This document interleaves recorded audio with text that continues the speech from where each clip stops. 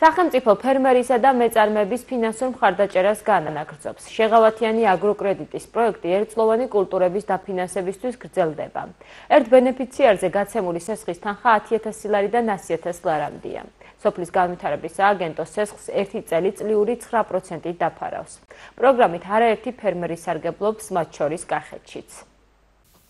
როგორც წინა წლების განმავლობაში წელსაც საქართველოს მთავრობის გადაწყვეტილებით ამოქმედა შეღავათიანი აგროკრედიტის ქვეკომპონენტის საბრუნავი საშუალებებისთვის ერთწლიანი კულტურებისთვის უკვე შესაძლებელია დაინტერესებული პირებმა მიმართონ შესაბამის საფინანსო ინსტიტუტებს, ჩვენს პარტნიორ კომერციულ ბანკებს, სადაც მათ აქვთ შესაძლებლობა მიიღონ კრედიტი 10,000 ლარიდან 100,000 ლარამდე, ხოლო მარცვლეული შემთხვევაში 300,000 ლარამდე, სადაც სახელმწიფო მათ წლიურად 9%-ის მოცულობით დაუფინანსებს საპროცენტო განაკვეთს. აღნიშნული კომპონენტის ამოქმედება ხელს შეუწყობს ადგილობრივი წარმოების განვითარებას, პირველად წარმოებას გულისხმობს და რაც მნიშვნელოვანია, ხელი შეეწყობა იმპორტის ჩანაცვლებას, ასევე გაიზრდება საექსპორტო პოტენციალი, რაც და რა თქმა უნდა დადებითად აისახება საქართველოს ეკონომიკას.